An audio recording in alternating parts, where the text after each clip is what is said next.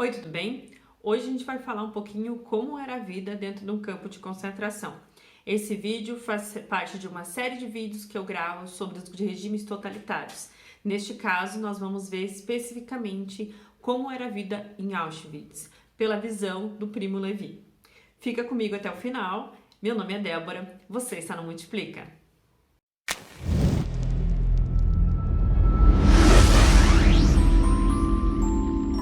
Antes da gente continuar o vídeo, aproveita e te inscreve no canal, já deixa o like para valorizar o vídeo aqui. E eu vou conversar um pouquinho com vocês sobre um livro do Primo Levi, alguns chamam de Levi, que chama-se É Isto um Homem?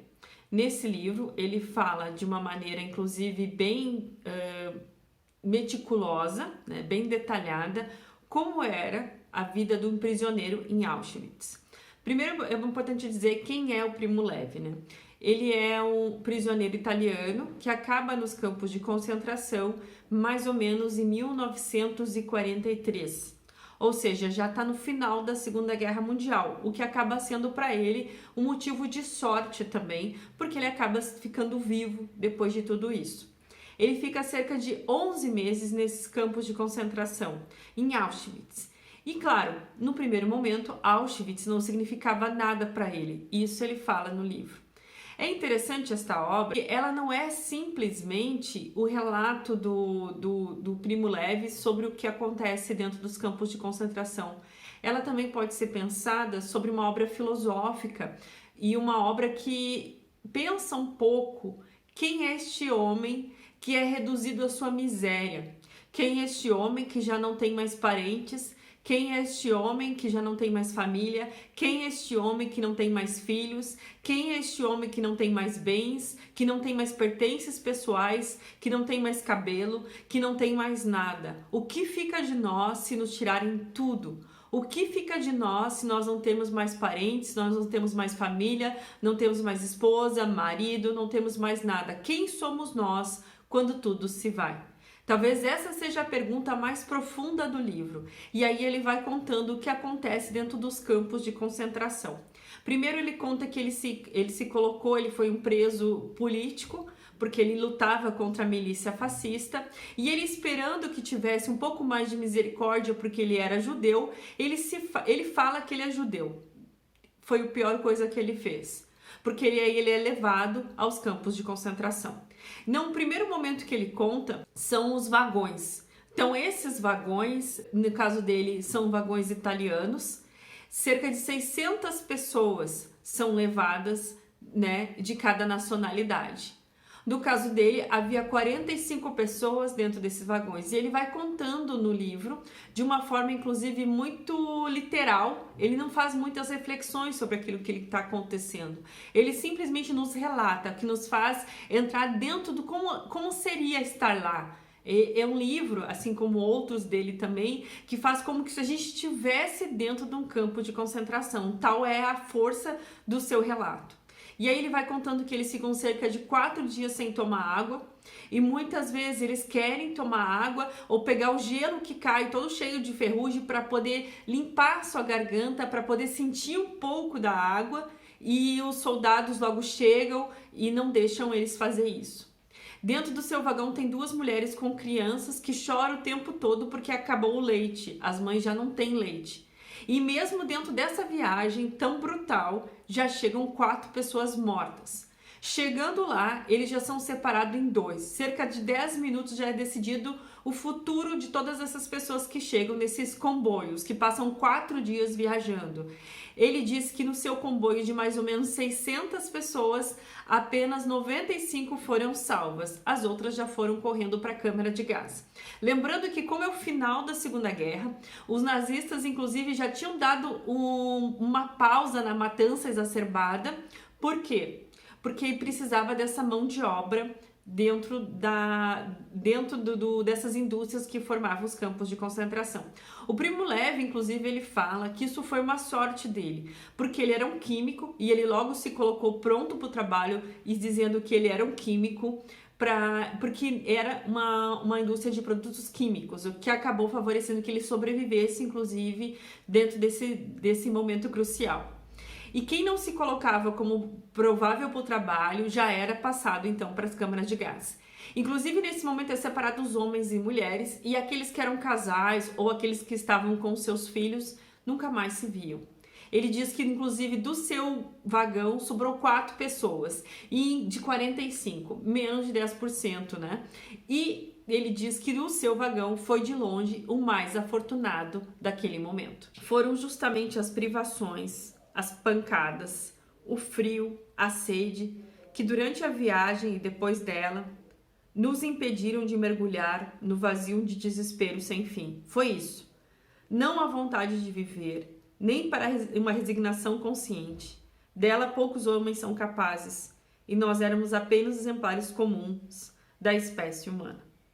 E os triângulos que mostravam de onde eram os presos dentro do campo de concentração.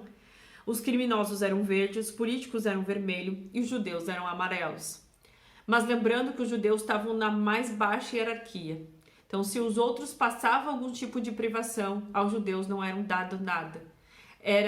E uma coisa interessante é que não é simplesmente o sofrimento humano, é a aniquilação de tudo que significa ser um ser humano. Tudo que nos coloca como pessoa. Se eu perguntar o que te coloca, quem é você? Você vai dizer a sua profissão, com quem você mora, se é casado, se é solteiro, se tem pais vivos, se tem filhos, pois tudo isso é tirado do homem dentro do campo de concentração. E é isso que o Primo Levi o tempo todo nos faz pensar. Quem é essa pessoa que fica depois que tudo se vai? Quando ele chega no campo de concentração, lá está aquela frase de Auschwitz que ficou famosa: o trabalho liberta. Há 4 dias sem tomar água, eles estão enlouquecidos com aquilo e é o início das dores, poderia-se dizer desta forma. 4 dias enlouquecidos, não tomam água e dentro das torneiras que ele vai mostrando, a água é insípida, não pode ser tomada e eles já estão enlouquecidos com a água. Depois eles passam no momento em que eles tiram as roupas e colocam o traje típico dos campos. E aí tem os cabelos raspados e os seus pertences colocados numa sacola. Os soldados dizem para eles que é para eles não perderem, mas é tudo leis que não tem sentido nenhum, regras que não tem sentido nenhum, porque todos os seus pertences eles são colocados em um lugar onde eles nunca mais vão ter acesso. E aí começam acessos de loucura que são colocados, regras sem sentido nenhum. Por exemplo, quando perde um sapato, precisa olhar para uma pilha de sapato e apontar qual que tu quer, sem experimentar, para que possa ser usado. Mesmo que aquilo vai te fazer ferimentos dos pés, isto não importa. Se aquilo vai te fazer passar as tuas unhas quebrarem, não importa. É assim que as coisas são. E vai aprendendo no dia após dia dentro do campo de concentração a não questionar, não perguntar, porque tudo é pancada, tudo é bater. Tudo é o tempo inteiro, sem respostas. E é isso que eles se acostumam. Segundo ele, existem 2 tipos de pessoas dentro dos campos de concentração. Os que sobrevivem e os que submergem. A maioria são os que submergem. São poucos os que conseguem sobreviver. São poucos os que conseguem se adaptar. São poucos os que conseguem viver. Porque já não há mais razão. E às vezes é um engano se pensar que as pessoas dentro do campo de concentração pensavam na mulher, nos filhos, naqueles que deixaram. Não era possível, porque tudo isso era retirado e havia só um sentimento que era constante o tempo inteiro, o de fome. Ele diz que depois de 15 dias dentro dos campos de concentração, a fome era constante, porque a quantidade de calorias que era dada era muito baixa. E aí tu acaba comendo tudo que era possível, raspando. Um barulho comum, por exemplo, era da colher raspando a tigela várias e várias vezes, tentando tirar o resto da sopa que já não tinha mais. Inclusive, eles aprendiam como ficar na fila de uma forma que não pegava a sopa tão em cima, ao ponto de que só tinha água, nem só embaixo, onde não tinha sobrado mais nada. Então, eles iam aprendendo as formas de se adaptar nesse mundo tão submundo, nesse mundo em que nada mais tem a não ser talvez a alma das pessoas, e mesmo assim que lutam somente pela sobrevivência. Por exemplo, comer o pão, por exemplo, nunca se comeria o pão sem colocar as mãos embaixo do pão, para que as migalhas que caíssem do pão, elas também fossem comidas, porque elas eram preciosas. Porque a fome constante fazia se tornar cada vez mais fraco. E a gente vê pelas imagens, né? As imagens, quando chegam, os russos chegam nos campos de concentração, quem são os que eles encontram? Essa ausência de comida e fome constante é uma marca que está na memória de todos aqueles que passaram por esses lugares. Outro aspecto marcado pelo Primo Levi é os números. No campo de concentração, você não chama mais pelo seu nome, você é um número. E quanto mais alto o número, mais significa que você chegou há pouco tempo e não conhece nada do campo de concentração. E pode acreditar que existe lá compaixão, que existe lá solidariedade, que existe lá um pouco de humanidade, mas não existe.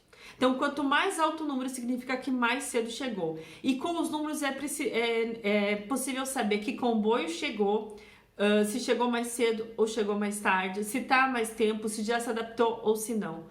O tempo de sobrevivência dentro de um campo de concentração, para quem não passava nessa primeira seleção, em geral eram 3 meses. Era o que era possível viver lá dentro, nessa fome constante, onde tudo desaparecia. E quando a gente se tornava somente um número. E aí é a marca, inclusive, que a gente conhece dos sobreviventes, que segundo ele os números eram marcados tanto na pele da pessoa, como no casaco da pessoa que usava, era os números. Já não há mais nome, você é um número. Cada manhã a cama deve ser arrumada, perfeitamente plana e lisa. À noite submete-se ao controle de piolhos e à lavagem de pés. Aos sábados, barbear-se, a raspar o cabelo. Tudo é a tortura, até os sapatos, até a raspagem do cabelo. Tudo é para aniquilar o que resta de homem naqueles seres humanos. Se tu seguisse todas as ordens dentro do campo de concentração e não arrumasse mecanismo de interferir nessas regras, mudar elas, inclusive pegar uma coisa que não te pertence, roubar um sabão, alguma coisa assim, a capacidade de morrer era muito alta. Sucumbir. Inclusive tem uma outra obra do Primo Levi que ele fala: o campo de Auschwitz, todos os campos, eles foram feitos para morrer. Eles foram feitos para acabar com o ser humano. Aquele que sobrou, aquele que conseguiu sobreviver, jamais foi até o fundo do campo de concentração. Porque o campo de concentração ele foi feito para a morte. E aquele que não foi até o fim, talvez não tenha conhecido o que foi realmente. Conheceu partes, mas por várias categorias, até um pouco de sorte, conseguiu sobreviver. Porque ele foi feito para aniquilar totalmente e acabar com a morte. Bastante esperança que eles tinham que o eixo estava perdendo a guerra. Então qualquer coisa significava um sinal. Às vezes uma comida que faltava, às vezes uma coisa que mudava, uma roupa, um guarda, qualquer coisa podia significar que os aliados estavam chegando e que chegaria o dia da libertação. O Primo Levi era químico, ele faz uma prova de química, ele se apresenta como químico e ele consegue então emprego no laboratório, que é o que o salva, porque ele consegue inclusive fazer alguns mecanismos, conseguir um pouco mais de comida, conseguir alguma coisa diferente e aí ele consegue viver isso. Ele diz que lá ele também tem uma sensação muito horrível, porque ele sabe que ele fede. Ele sabe que tudo exala, ele sabe que a sua pele é amarelada, ele sabe que ele já não tem mais cara de um ser humano. E as mulheres que ali trabalham olham para eles com nojo. Isso dá uma sensação muito horrível, porque eles já não são mais gente. Eles são como se fosse um nada que anda ali dentro do laboratório. Isso dá para ele uma sensação muito grande de desumanidade, que já não é mais nada. Com o tempo eles ficam sabendo, até pelos bombardeios constantes, que os aliados estão chegando. E aí é um outro medo que eles têm, de o campo cair em cima deles, as fábricas, as paredes caírem em cima deles. É um outro medo que eles têm, não só o medo de ser selecionado para a câmara de gás, mas o medo que tudo caia em cima deles, que tudo os mate naquele momento. Os prisioneiros ingleses, franceses ou mesmo criminosos alemães recebiam roupa adequada, gorro, por causa do frio, da neve. Eles tinham apenas um casaco e tinham que passar o frio, que era desgraçado, com as mãos congelando e com a fome constante. O inverno era o pior momento que eles tinham. E lembrando que num campo de concentração 5 meses já era considerado velho, porque o normal eram 3 meses já estar morto. Então, aqueles que ficavam já sabiam do que o esperava no frio. Então, um frio, às vezes, cheio de neve, com um frio que entrava dentro do corpo e a falta de alimento. Outra questão colocada pelo autor é como se funcionava a seleção para a câmara de gás. Deixavam todos eles nus, pelados, eles esperavam então o comandante que chegava para selecionar. Muitas vezes ficavam esperando. Como acontecia? Eles corriam num pavilhão para outro, pelado, e aquele que chegava lá, o oficial, para escolher a que ele ia, ele olhava uma ficha e colocava de um lado aqueles que iam para a câmara de gás e aqueles que continuavam no trabalho, por uma olhada, de correr de um lado para o outro. E pensando que aquele que fazia isso é importante de dizer, inclusive a Hannah Arendt coloca, ele não vê mal nisso, é um serviço. É a banalidade do mal, é um serviço. Eu faço esse serviço, que é selecionar de um lado e do outro. Inclusive, por mais bizarro que possa parecer, aqueles que eram selecionados sabiam que já eram selecionados. Pelo menos o Primo Levi coloca isso. E aí eles ganhavam ração dobrada naquela noite, sabendo que o outro dia nada mais podia esperar. Inclusive, ele conta que um dia tinha um rapaz de 20 anos que tinha sido selecionado. Do lado dele tinha um cara mais velho, de 20 e poucos anos. E ele, durante a noite, rezava e agradecia por não ter sido escolhido. O Primo Levi fala dessa questão da religiosidade e fala: se eu fosse Deus, eu cuspia a oração dele, porque do seu lado, uma pessoa de 20 anos estava indo para a câmara de gás. Como foi a saída do campo de concentração? Sem emoções. Ele não saiu junto com os alemães quando eles foram destruindo tudo, porque ele estava doente. Ele ficou na enfermaria, saindo para procurar comida, sem emoções quando os russos chegaram. Sem emoções, gente, nada disso, porque nada mais sobrava. Para terminar esse vídeo, eu quero ler um poema que ele começa o seu livro falando disso. É isto um homem? Vocês que vivem seguros em suas cálidas casas, vocês que voltando à noite encontram comida quente e roçam os amigos, pensem bem se isto é um homem que trabalha no meio do barro, que não conhece paz, que luta por um pedaço de pão, que morre por um sim ou por um não. Pensem bem se isto é uma mulher, sem cabelos e sem nome, sem mais forças para lembrar, vazios os olhos, frio o ventre, como um sapo no inverno. Pensem que isto aconteceu. Eu lhes mando essas palavras. Grave-na em seus corações. Estando em casa, andando na rua, ao deitar, ao levantar.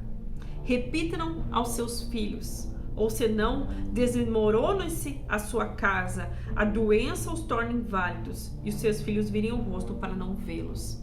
É isto um homem? Sobrou alguma coisa de humanidade? Talvez seja essa a pergunta. Eu só quero salientar no final desse vídeo que é óbvio que o massacre que foi feito com os judeus não é o único massacre da história, mas talvez a gente tenha tanta produção pela necessidade de escrita. E o Primo Levi é uma das pessoas que mais escreve sobre isso, que melhor escreve, que mais nos faz entender como foi isso, essa desumanização, isso que tirou dele todas dos judeus que ali estiveram, tudo que significava ser humano. Um tiro na cabeça talvez acabasse mais fácil com a dor. Mas não foi isso. Foi acabar por dentro, por tudo que significa ser um ser humano. Se tu gostou do vídeo, deixa aquele like. Não esquece de te inscrever no canal. A gente continua por aqui. Eu te espero no próximo vídeo. Um beijão!